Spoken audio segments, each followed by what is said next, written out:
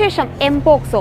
ലോകം മുഴുവൻ ഭീതിയോടെ നോക്കുന്ന എംപോക്സ് അഥവാ കുരങ്ങുപനി ലോകവ്യാപകമായി പടർന്നു പിടിക്കുകയാണ്.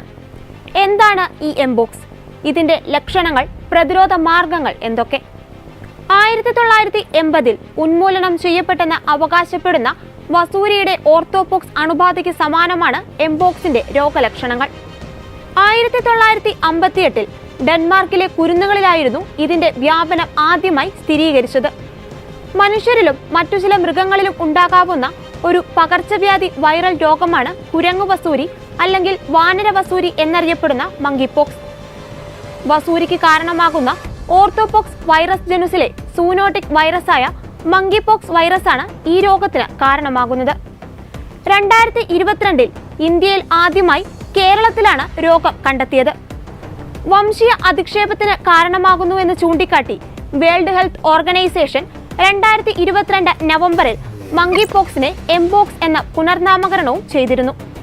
116 രാജ്യങ്ങളിൽ എംപോക്സിന്റെ അതിതീവ്ര വ്യാപനത്തെ തുടർന്ന് എംപോക്സിനെ ഗ്രേഡ് 3 എമർജൻസി വിഭാഗത്തിലാണ് ഉൾപ്പെടുത്തിയിരിക്കുന്നത്. 2 വർഷത്തിനിടെ ഇത് 2ാം തവണയാണ് ലോകാരോഗ്യ സംഘടന ആഗോള ആരോഗ്യ അടിയന്തരാവസ്ഥ പ്രഖ്യാപിച്ചിരിക്കുന്നത്. ഇതിനു മുമ്പ് H1N1, പന്നിപ്പനി, Zika, polio, Ebola, COVID-19 എന്നീ വൈറസ് രോഗങ്ങൾക്കാണ് ലോകാരോഗ്യ സംഘടന അടിയന്തരാവസ്ഥ പ്രഖ്യാപിച്ചിട്ടുള്ളത്.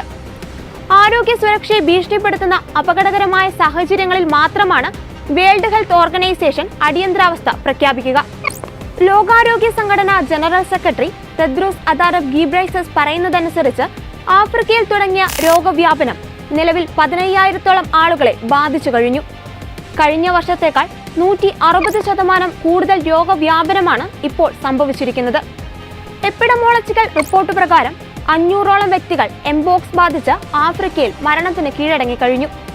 എംപോക്സ് ഒരു വൈറസ് രോഗമായതിനാൽ തന്നെ പ്രത്യേകിച്ച് ചികിത്സ ലഭ്യമല്ല.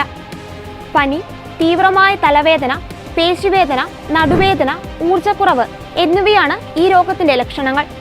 പനി വന്ന 13 ദിവസത്തിനുള്ളിൽ തന്നെ മുഖം, കൈകാലുകൾ, കൈപ്പത്തി, ജനനേന്ദ്രിയം, കോർണിയ, കോൺജങ്ക്റ്റൈവ എന്നിവിടങ്ങളിൽ കുമിളകൾ പ്രത്യക്ഷപ്പെടുന്നു. തിരിച്ചറിയാൻ വൈകുന്നു എന്നത് ഈ രോഗത്തിന്റെ വ്യാപനത്തിനും തീവ്രത കൂട്ടുന്നതിനും കാരണമാകുന്നു. മൃഗങ്ങൾ, രോഗിയുടെ ശരീരസ്രവങ്ങൾ, ഇവ പറ്റി മലിനമായ വസ്തുക്കൾ, ഇതുമായുള്ള നേരിട്ടുള്ള സമ്പർക്കം എന്നിവ വഴിയാണ് ഈ വൈറസ് പടരുന്നത്. അണ്ണാൻ, വിവിധയിനം എലികൾ, കുരങ്ങുകൾ എന്നിവയിൽ എംപോക്സ് സാന്നിധ്യം സ്ഥിരീകരിച്ചിട്ടുണ്ട്.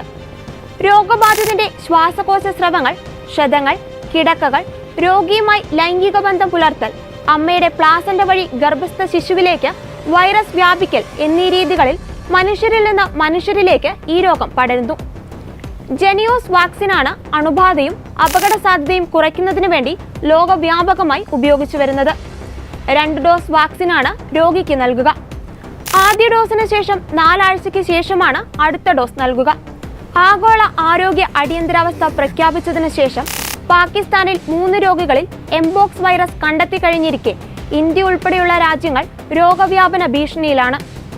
കൊറോണ പോലെ ലോകത്താകമാനം നാശം വിധിക്കുന്ന മഹാമാരിയായി എംപോക്സ് മാറുമോ എന്ന ഭീതിയിലാണ് ലോകരാജ്യങ്ങൾ.